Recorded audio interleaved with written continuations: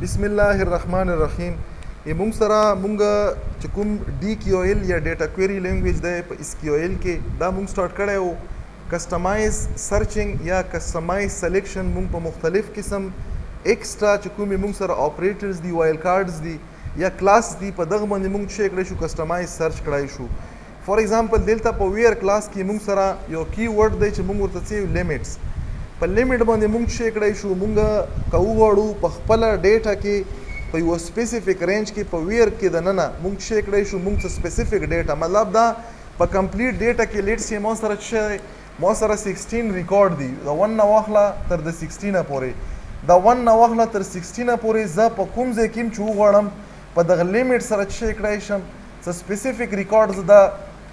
سلیکټ کالی شم. او نارملی سلیکشن د چی لپاره کیږي؟ د ریټریوینګ لپاره کیږي کنه. مطلب دا چې په دغه باندې زه ډیټا ریټریو کالی شم یا زه په دغه کې سرچینګ کړی شم. نارملی چې څومره سرچ کویری ده په هغه سرچ کویری په بیک گراوند کې موږ سره څه استعمالیږي؟ سلیکټ سټیټمنټ استعمالیږي. نو مطلب دا چې په کلم چې تاسو سره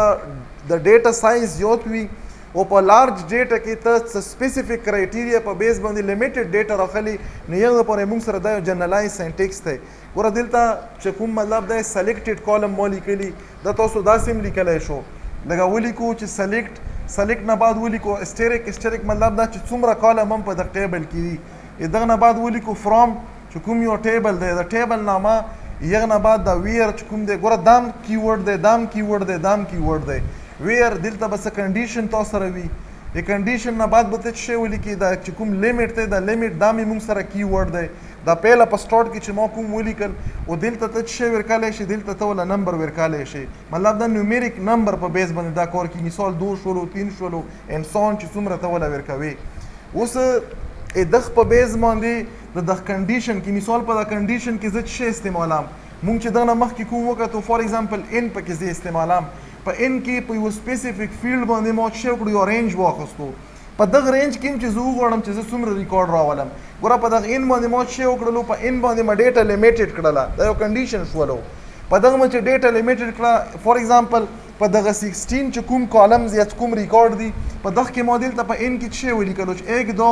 فار ایگزامپل 5 7 او 9 دا کې ولیکل نو دا اوس ما سره لیمیټډ شوله کنه. په دغه کې که زه وغواړم چې زه پکې څه سپیسیفیک راواخلم دلته به زه نمبر ورکم فار ایگزامپل چې 3 مو ور کړلو په دغه چې دا څومره دلته ما په دغه رینج کې ور کړي په دغه کې به بیا 3 ریکارډ ما سره راولي د لیمیټ په بیس باندې. نو دا موږ سره یو جنرال سینټیکس ما ورته ولیکلو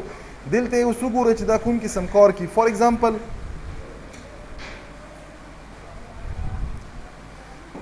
را بشم دلته خدلته الریډي دا کويري مو لیکلم دا چې شی سلیکټ زبې دا جنرالایز نه سپیشلایز کم مطلب کالم نمونه به ولیکم سلیکټ آی ډي فار ایگزامپل اس نیم او دلته مو څه ولیکلو دلته مو ولیکلو پرسنټیج نه بعد مو فار ایگزامپل ولیکلو جندر مو ولیکلو جندر دا کوم ځای نه دا ملټیپل فیلډ مو سره راواخله د سټوډنټ ټیبل نه. اوس ما څه وکړو دا مو ورټیکلی فلټرینګ وکړلو په دغه ټیبل کې اوس پکې هوریزونټل زه په څه شي کې کم په دغه ویر چې کوم کلاس ته په دغه ویر کلاس کې ویر کې موږ څه ویلي چې موږ سره به څه وي کنډیشن به وي. فار ایگزامپل دلته اوس زه په مختلفو شیانو باندې کنډیشن لګالی شم په ایج هم لګالی شم په پرسنټیج هم لګالی شم په جنډر هم لګالی شم لیټس چې پهلې زه په څه شي باندې لګم په آی ډی باندې لګم آی ډی کې ما دلته ولیکلو آی ډي یو آی ډي که نه ملټیپل ما که یو آی خو ایکول ولیکل زه وله رینج ورکم دلته ما څه ولیکلو ان مو ولیکلو په ان کې فار ایگزامپل ما ولیکلو چې 2 3 فار ایگزامپل 5 7 او 9 اوس دا آی ډی کې دلته زه پسې څه لیکم زه پسې لیکم دا کیورډ لیمټ لیکم لیمټ مو ولیکلو په دغه 15 ریکارډو کې څومره ریکارډ فار ایگزامپل ما ولیکل چې 2 ریکارډه لیمټ ما په دغه رینج کې ما 2 ریکارډه ورکړل دا ځنه مې څه کړلو رن مکړلو چې رن مکړو څه وکړلو ګوره دلته تاسو کتای شو دا پیله 2 ریکارډ دي کنه په دغه لیمټ باندې ما څه وکړلو په دغه رینج کې اوس ما ته څومره په بازي ټینګ کې ګوره مین خبره ده چې دلته چې زه 2 راخلم نو رینج سره ورکم اولنې خبره په بازي ټینګ کې مونږ ته ریکوایرډ وي فار ایگزامپل غون کلاس په غون کلاس کې څه کنډیشن په بیس باندې چې کوم پکې په ټاپ دي په ټاپ کې خو ټول کلاس ټاپ نه وي 2 یا 3 کسه ټاپ وي نو دا مونږ په مخ ورته وي چې دا مو په آی ډي اپلای کړه د زه په پرسنټیج په مارکس باندې په ایج باندې مثال په تور باندې هغه سټوډنټ چې چا ایج په دغه رینج کې وي په هغه رینج کې بیا په ټاپ باندې چې کوم دي یا په باټم باندې کوم دي یو دی دوه دي درې دي چې څومره ته ریکوایرډ وي نو موږ په څه شي باندې اپلای کولی شو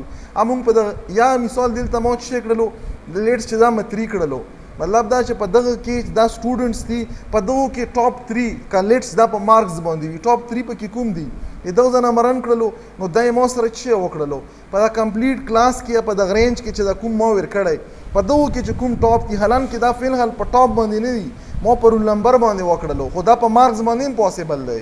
ځکه چې کوم مثال زه په مارکس باندې دا وکم نو په مارکس کې چې کوم مطلب مو سره په ټاپ هغه براولي که په سینډینګ یا په ډیسینډینګ اډر کې تو بیا راوستل نو نورمالي موږ سره په لیمټ باندې موږ څه کړی شو کلم چې موږ دلته د ویر کلاس نه بعد څه کنډیشن اپلای کو دا ګوره بیټوین سره هم تاسو یوز کولای شو ان سره هم استعمالولای شو دغه نه مخکې چې د څومره ویریشن موږ وکتلو نو دا ټولو سره هم تاسو څه استعمالولای شو دا لیمټ کلاس استعمالولای شو نورمالي په دغه لیمټ اپریټر باندې موږ لیمیټډ کوو یو ګروپ اف رینج کې چې څومره موږ ته ریکوایرډ دي چې په اول دا چې رینج د څه شي لپاره استعمال شولو چې په ټوله ډیټا د تو چې کومه ایگزیست کیږي په دغه کې یو سپیسیفیک رینج اوچات کې او په هغه رینج کې بیا ته څومره ریکارډ غواړې نو لپاره موږ څه استعمالولای شو دغه لپاره موږ لیمټ استعمالولای شو نو لیمټ د موږ سره نورمالي استعمالېږي چې کله موږ کسټمایز سرچینګ کو نو د کسټمایز فریکوینټ سرچینګ لپاره موږ سره دا په MySQL کې یا په SQL کې دا فیچر شته چې په کنډیشن نه بعد تاسو په لیمټ باندې څه لیمیټډ چې کومه مطلب سلیکشن دي دا تاسو تکړای شو کلیر شول ورته دا